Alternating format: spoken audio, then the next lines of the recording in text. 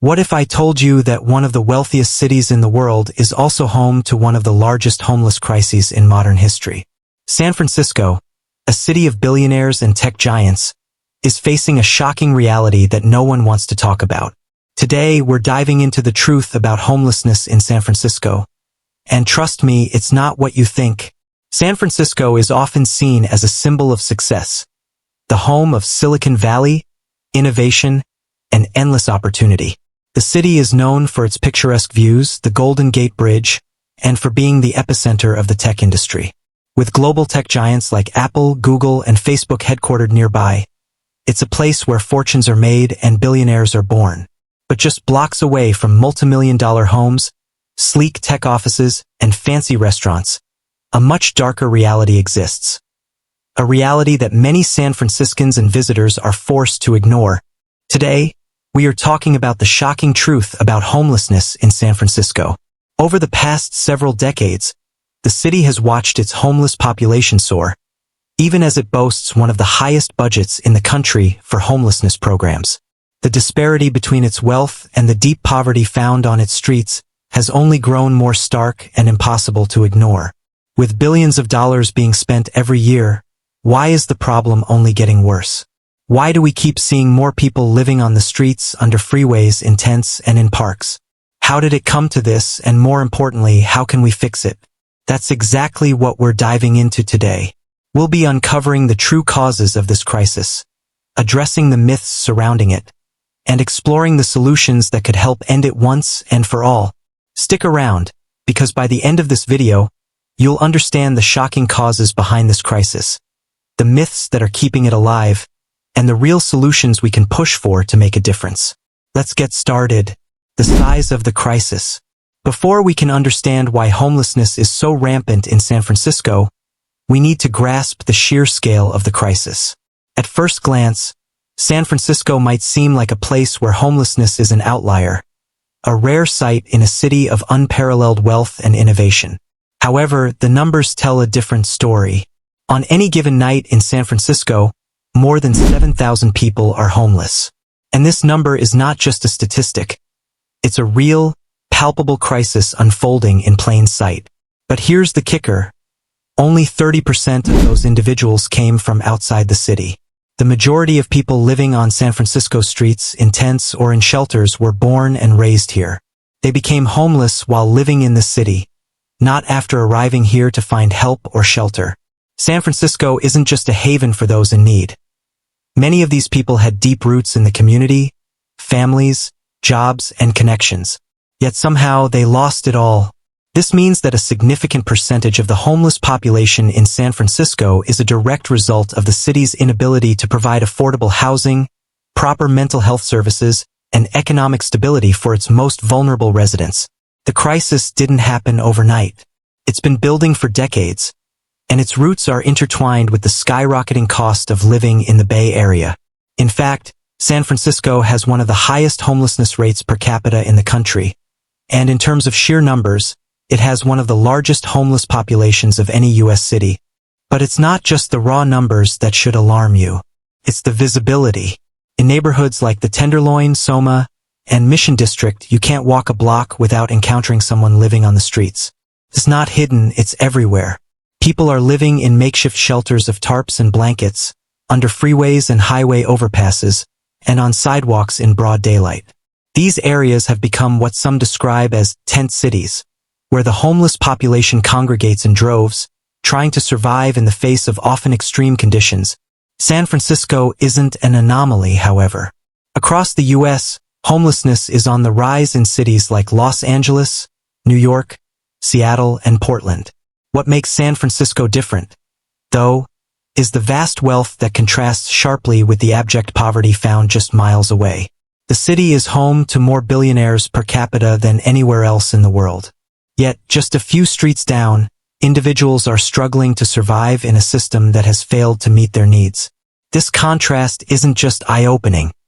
It's downright tragic. Now, we need to dig into what's really driving this crisis. What are the deeper, systemic causes? Let's take a closer look. What's causing the crisis?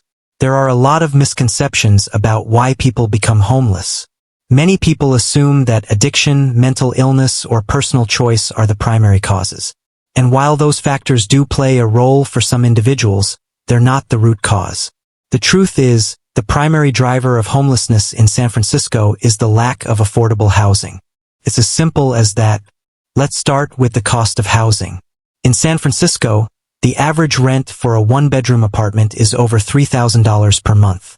That's just for a basic apartment, not a luxury one.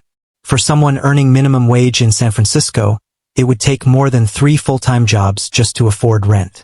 And for those in the middle class, teachers, nurses, retail workers, rents are still out of reach.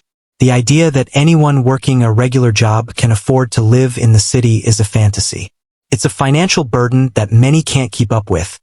And as rents continue to rise, it's pushing people into homelessness. But it's not just the high cost of rent. There's also a growing trend of evictions. In San Francisco, landlords are increasingly motivated to push out long-term tenants, even if it means using unethical tactics to do so. As the demand for housing has grown, so has the number of illegal evictions, with many families being forced out to make room for higher-paying tenants or corporate renters. These evictions are often a result of gentrification, where neighborhoods that were once affordable are transformed into high-end developments.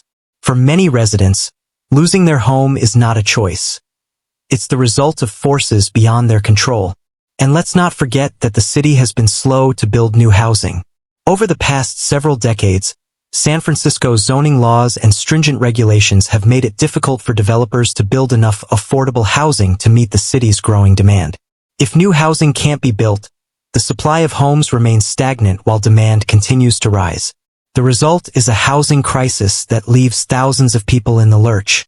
On top of that, the lack of mental health services and affordable health care in the city makes it even harder for those at risk of homelessness to stay on their feet. People with mental health issues, addiction, or disabilities often lack the support systems needed to maintain stable housing. With no services to turn to, these individuals face a cycle of instability, often ending up on the streets without hope of recovery. And it's not just the working class or low-income individuals who are affected. Homelessness can happen to anyone. Whether you're a single mother, a veteran, or someone struggling with a personal crisis, the lack of affordable housing and support systems creates a situation where anyone could. Myths about homelessness?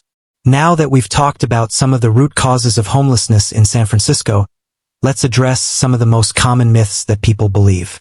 These myths are not just inaccurate, they're actively making it harder to solve the problem. Myth number 1. Homeless people come to San Francisco for the services. This myth suggests that people travel to San Francisco from other parts of the country to take advantage of the city's social services. The reality? Nearly 70% of homeless individuals in San Francisco were already living in the city before they became homeless. They didn't come here looking for free food, shelter, or healthcare. They were part of the community already. Myth #2 San Francisco isn't doing enough to combat homelessness. In reality, San Francisco spends more per capita on homelessness than almost any other city in the U.S. The city has allocated nearly $850 million annually to combat homelessness. This includes funding for shelters, outreach programs, and services like substance abuse treatment and mental health care. The problem isn't that San Francisco isn't spending money. It's that much of this spending goes toward temporary fixes, like shelters, rather than long-term solutions like permanent housing or programs that could help people escape homelessness permanently.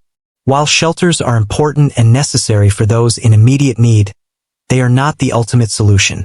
What the city truly needs is a housing-first approach, where homeless individuals are provided with permanent, stable housing first, and then given the tools and resources to address other issues such as addiction, mental health, or employment.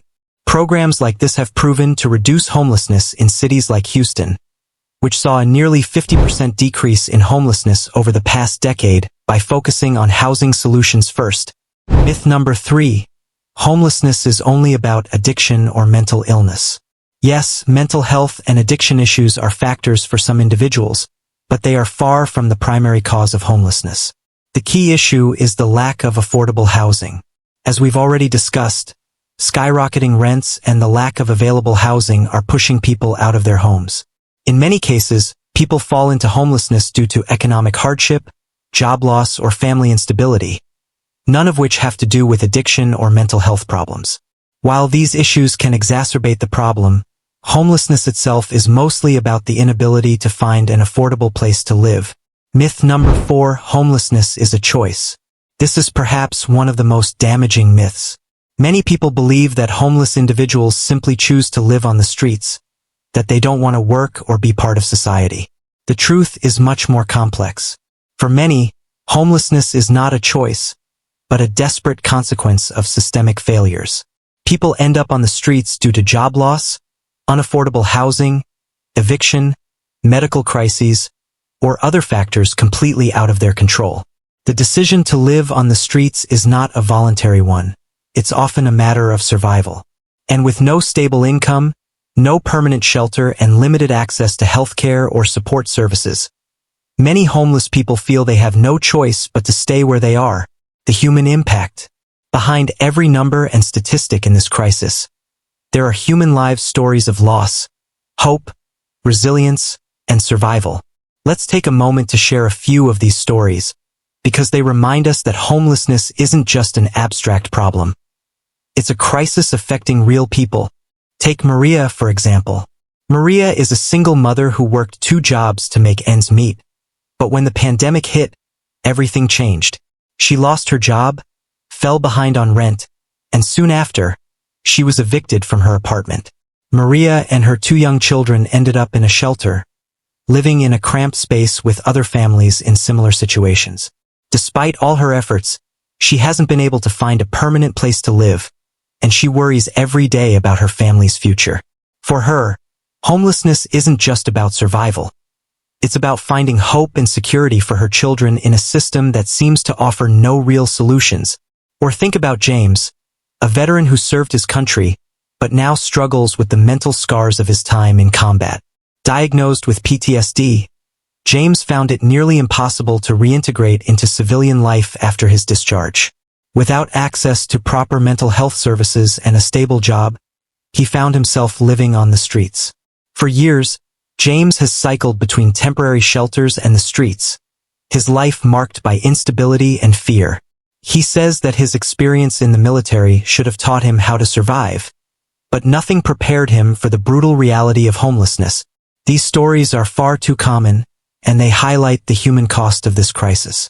Thousands of children in San Francisco are homeless too, often staying with their parents in shelters or living in cars. Imagine trying to focus on schoolwork or simply live a normal childhood when you don't even have a bed of your own, let alone a stable home. These children are facing an uncertain future, and without intervention, their chances of escaping homelessness diminish with each passing year. Homelessness isn't just a personal tragedy for these individuals. It's a collective crisis that affects the entire city. As long as people remain on the streets, the community suffers, and the social fabric weakens. The human cost of this crisis is unimaginable, and it's something that can't be ignored. What needs to change? So, what needs to be done to fix this crisis? It's clear that simply providing temporary shelters and services isn't enough. We need a fundamental shift in how we approach homelessness, one that addresses the root causes and focuses on permanent solutions rather than quick fixes. Experts agree that the solution to homelessness begins with a housing-first approach.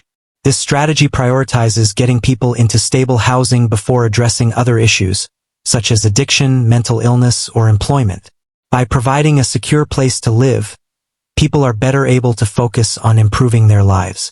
In cities like Houston, this approach has been proven to reduce homelessness by nearly 50% over the last decade. By focusing on permanent housing, rather than just temporary shelters, people are given the opportunity to regain stability and rebuild their lives.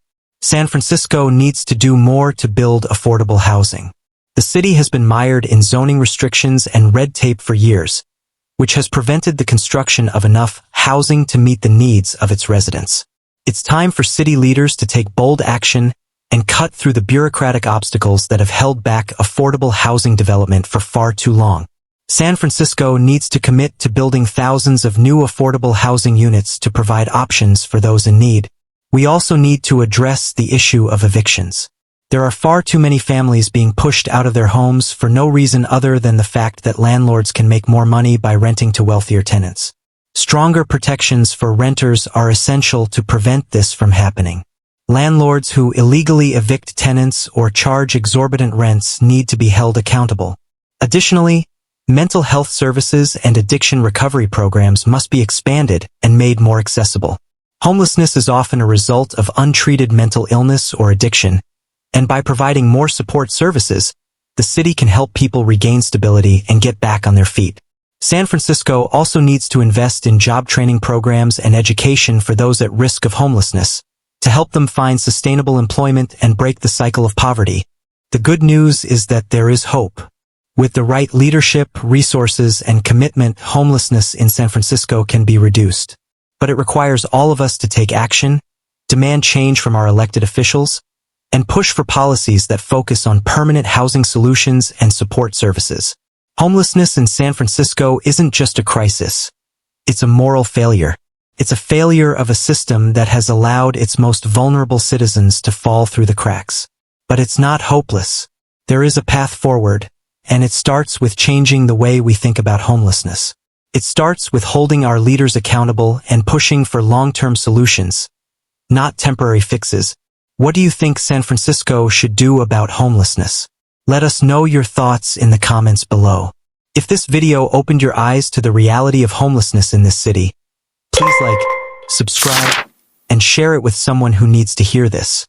Together, we can spark a conversation that leads to real change. Thanks for watching, and I'll see you in the next video.